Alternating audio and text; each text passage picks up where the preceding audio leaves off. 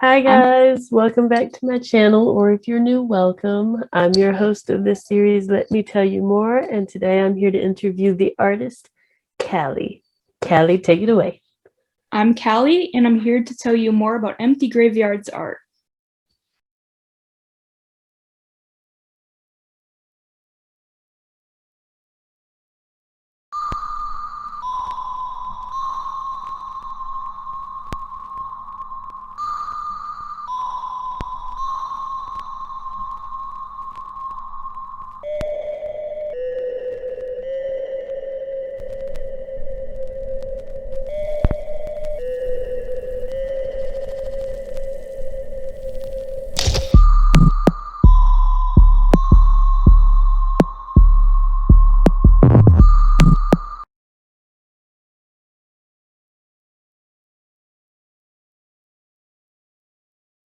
Okay, so question number one is how would you describe yourself as an artist?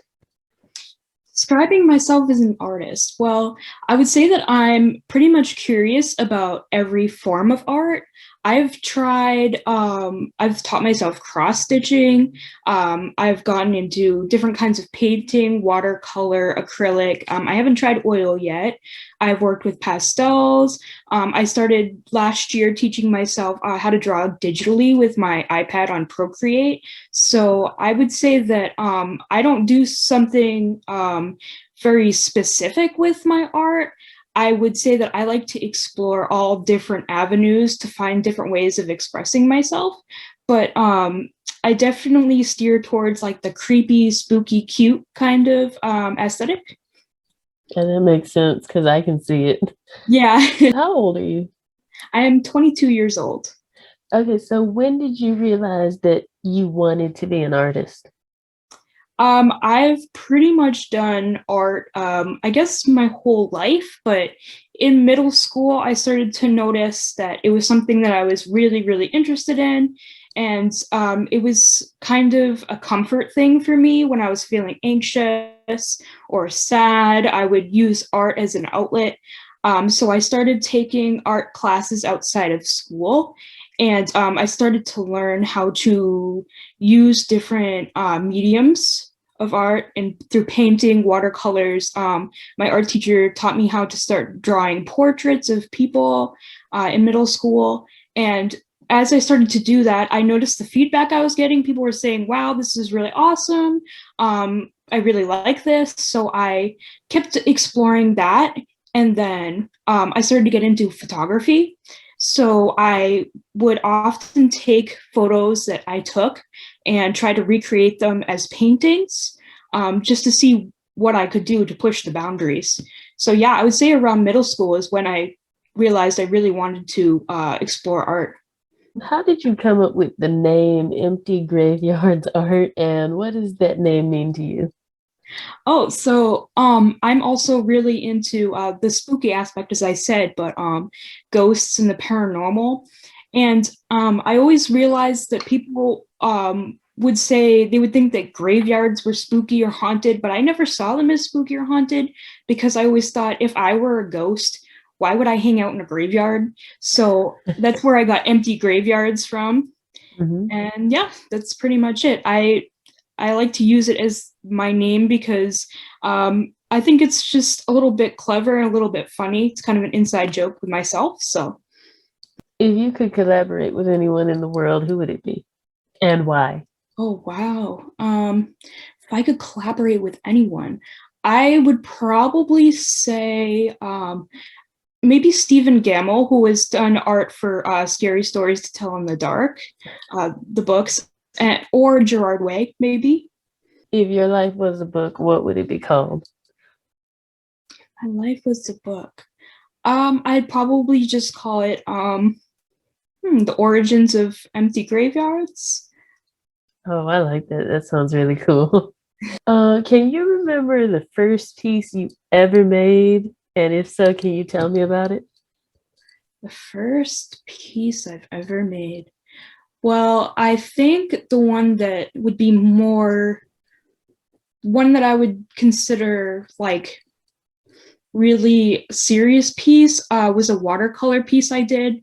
in one of my art classes, I had to draw a doorway and Mhm. design like a door and paint it in watercolors. But what I did was I added my own personal style and I made it like a door of an abandoned house, like with like a stone structure. And I did a whole kind of nighttime background. And that was one of my favorite pieces. And it's actually hanging in my hallway upstairs. So What do you want to do in art as you get older? as I get older, I'd eventually like to maybe sell some of my art, sell prints of my art. I just want to keep exploring. I definitely want to explore oil painting because I said I haven't tried that out yet. I just want to keep finding new avenues and new ways to express myself. So, 10 years from now, where would you want to be career wise or anywhere in terms of your art? Let's see. Well, 10 years from now, so I am not doing art as a full career. I'm actually going to college for forensic criminology. So I hope I'm going Cool. to do something in there. Maybe I'll end up doing forensic art, um, something like that. But I definitely want to keep working on my art and expanding my profile. And even if just doing it in my free time, that's something I'm totally okay with. Do you have any projects that you're currently working on? And if so, can you give us a little teaser on any of them? Well, I am actually going to draw a picture I saw that my friend took of herself, and it really inspired me because it had that little bit of spooky aesthetic.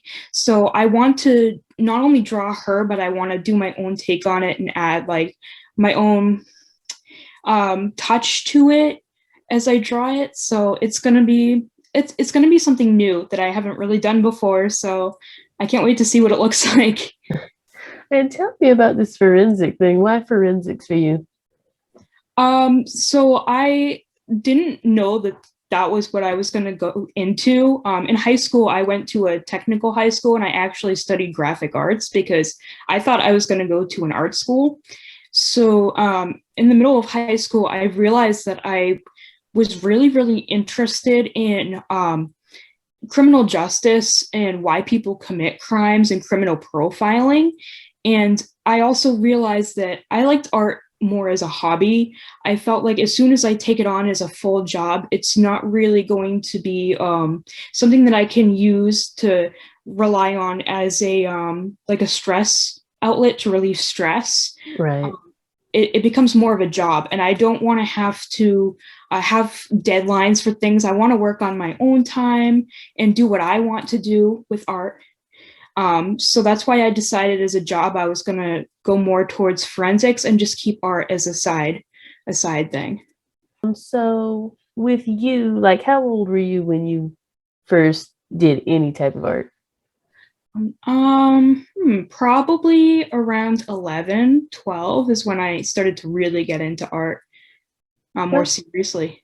is that because like was it someone around you? What was the moment that made you say, "Oh, yes, I have to do this"? Probably when I started my photography and my dad bought me a Nikon camera because he saw that I was really into taking artistic photos, but I was using like a digital point and shoot camera, just a little like square thing. And he Mhm. was like, "You can't take pictures with that." He actually did photography in high school. He did the same classes I did, graphic arts. So I guess I probably took a lot of inspiration from him and my mom. My mom used to do a lot of painting. So, Oh, so it's something you got from the parents? yes. Are they like, do they nurture your uh artistic endeavors and things? Oh, definitely. I mean, I'm working on a paint by number right now in my kitchen, and they're always checking to see the progress on it, see what I'm doing. They've always been really excited about my art. They've hung my art around the house and told their friends about it, shared it on Facebook. So yeah, they've definitely nurtured it. Do you feel like you have to be inspired to create a piece? Sometimes I find that when I'm struggling with inspiration or ideas, I usually will scroll through Instagram and look at the art tags, look at other people's art to get inspiration. Or I've if I'm like really feeling down about it, I'll just sit myself down and say, okay, we're gonna create art today. And then as soon as I start to get into the swing of it, I'm usually able to just create. What artists out there inspire you? Like it could be musicians that you listen to, painters, anything.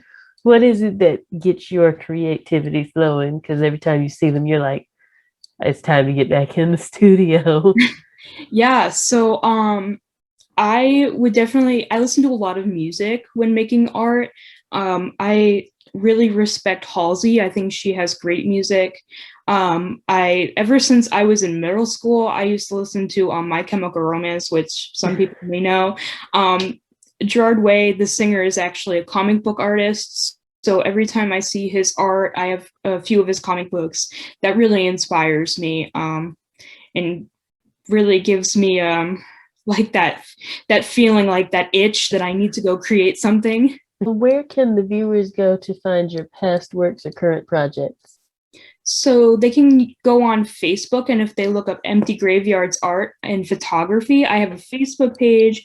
I'm also on Instagram at Empty Graveyards Art. It might be Empty Graves Art now, but you can also check my personal Instagram for photography, which is just Empty Graveyards. And that's it. Okay. And what advice would you give to struggling artists out there who may be watching this interview? So I have definitely been in that position where I look at other people's art around me and I think that I'm not good enough, or I think, oh, those people are doing way better than me. I can't do this. I shouldn't do this. But really, just keep creating, just keep working, because art, even if you feel like you're not doing good enough, just keep practicing, because art takes a lot of practice and a lot of just sitting down and working on it. Don't give up at all, because it's worth it to just keep creating. Well, thank you, Callie, for letting me interview you for my channel. I really appreciate it. And I hope that watching this interview inspired the artist in you. Thank you. Hi.